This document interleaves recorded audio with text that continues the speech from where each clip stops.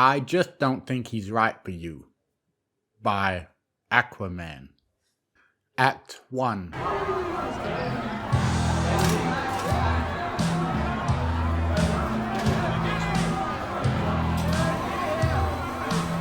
The Flamingo, located at the corner of Halter Avenue and 2nd Street in what out-of-towners charitably called downtown Ponyville, was not a gay bar. It was also not a lesbian bar, or a trans bar, or even a bisexual but leaning towards whatever makes their parents not look at them like that bar. Not because any creature of any identity was not welcome there, but simply because it was all of those bars at once. The fact was, Ponyville was a properly small town, even with a princess in residence. And there just wasn't a market for multiple iterations of the same core concept, a lesson which the riding crop, the lumber mill, and Switch had all harshly learned in unfortuous years prior. And so rose the Flamingo, an unagalogously phoenix-like from the ashes of economic despair, along with its informal motto, "If you're queer, you're here." Frankly, Applejack would have rather been anywhere else at that moment, under a riding crop being beaten black and blue for instance, or being run through a literal sawmill, but instead she was in a half-moon booth at the Flamingo, both hooves throttling a largely untouched old-fashioned, sitting next to two of her closest platonic friends and staring pointedly across the table at her dear cousin Braeburn, instead of at the stallion next to him, who he'd introduced earlier that day as his new boyfriend. "So," Rarity said, distractedly swirling the stem of the cherry in her Tom Coatlands, "how did you two meet?" "Oh, it's just the cutest story," Braeburn crooned, voice rising from tenor to treble as he threw a foreleg across the broad barrel chest of his boo. That boo, of course, being a hulking, red-horned, midnight black warhorse self-styled as King Sombra, whose hoof alone was the size of an imaginary baby and who Applejack had last seen chaining up an actual living baby. "There I was, carrying a load of apples down the road, and I just stumbled right into him. He was lost, didn't have a place to stay, so I took him home, got him fed and watered, and oh, it was love at first sight, wasn't it, my little stray puppy dog?" Sombra said nothing. Applejack glared at him. Braeburn stared lustily at Sombra's bulging pecs, his hoof slowly creeping underneath them.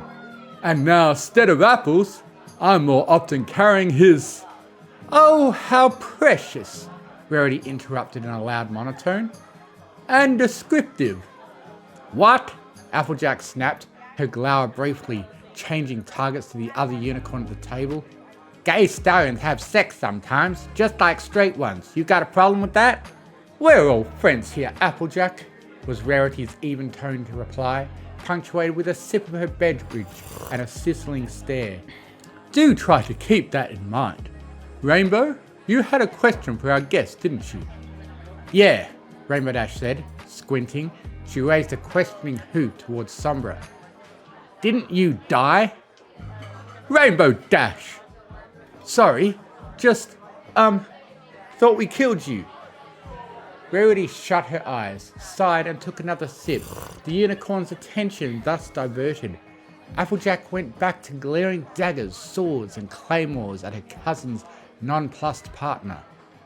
"You did," Sombra said plainly, in a gravelly bass that sent an appropriate shudder down Applejack's spine and, from the looks of it, an entirely inappropriate one down Braeburn's.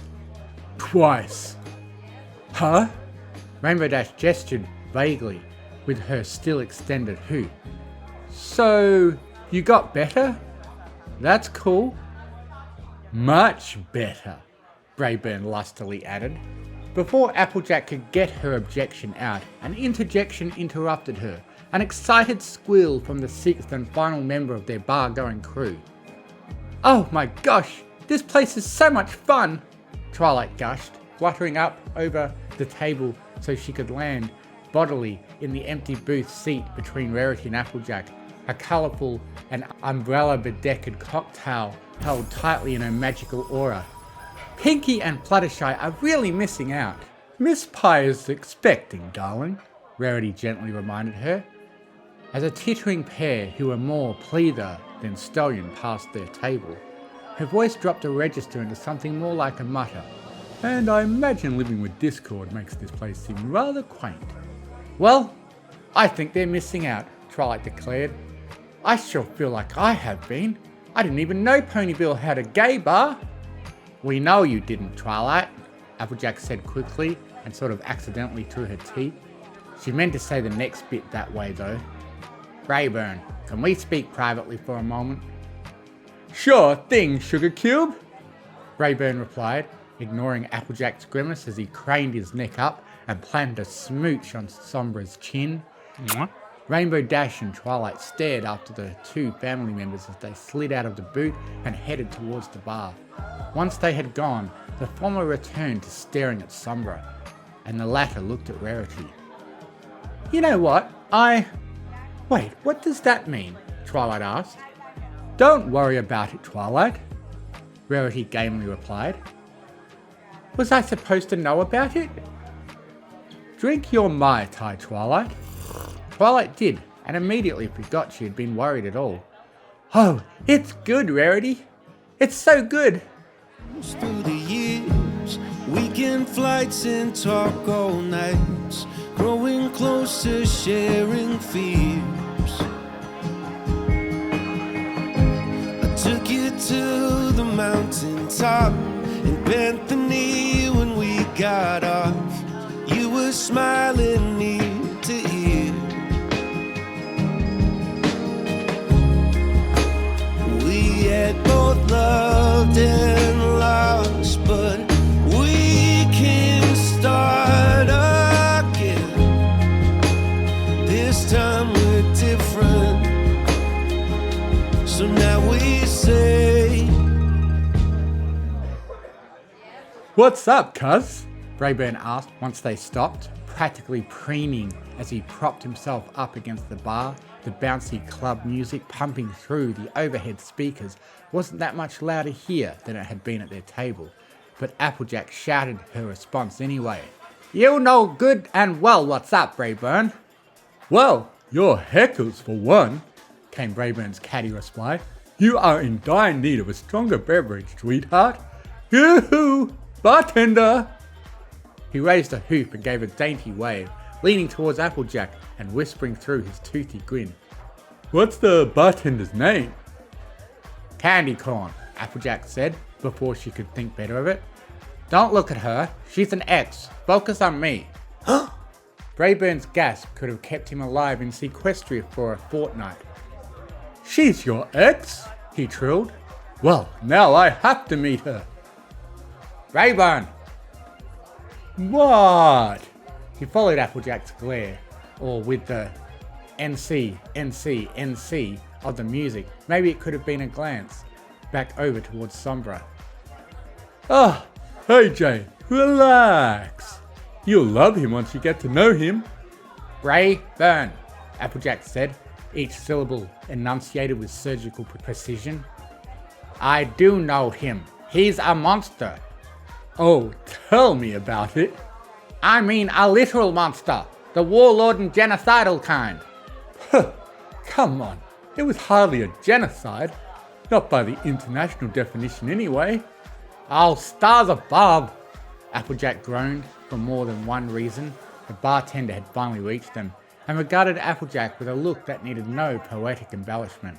Hey Applejack, Candy Corn muttered. Howdy, Candy, Applejack answered, doing her best to hide beneath her hat. Candy's attention turned to the stone who'd summoned her. What can I do you for?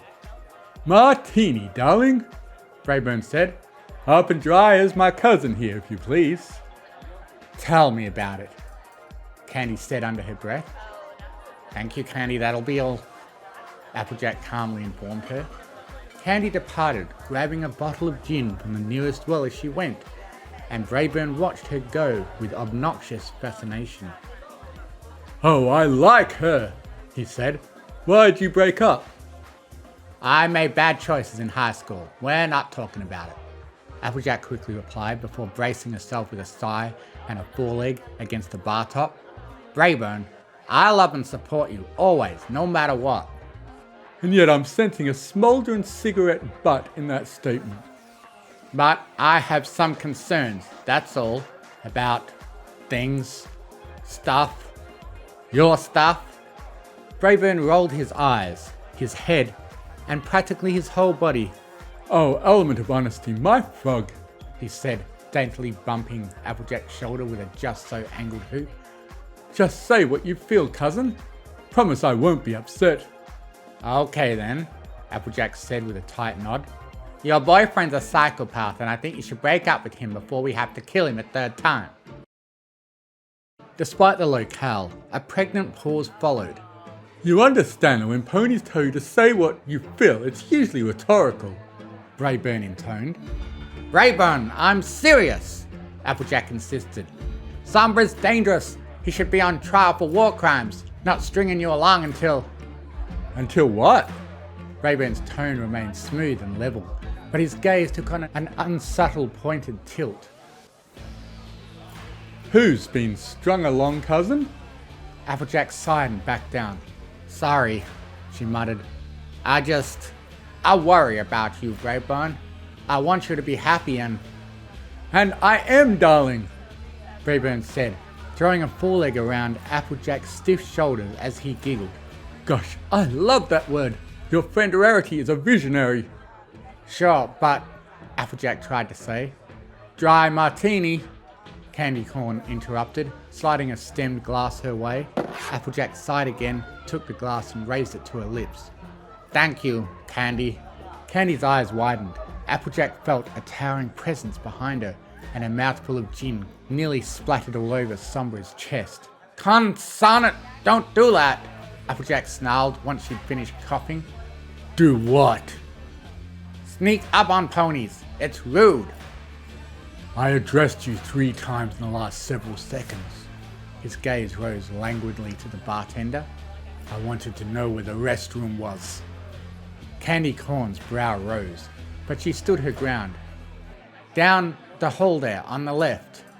You're a doll, Braeburn told her before his own eyes landed, or rather descended, on Sombra. And now you could use some company, I think. Oh, Applejack started. Don't wait up, Braeburn sang over her. As her cousin dragged Sombra away, Applejack sunk down onto the bar, face in her forelegs, and hat feeling 1,000 pounds heavier on her head. In the blackness around her, she heard some pony click their tongue. Well, no according for taste, Candy Corn murmured. Thank you for your input, Candy, Applejack growled without looking up. There was an uncomfortable trip to the convenience store pause. You still have one of my scars by the way. Stop talking, Candy.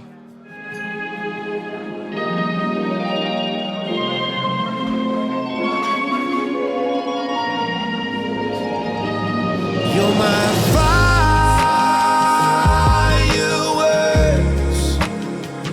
every day. Oh yeah, you're my fireworks. Let's never change anything.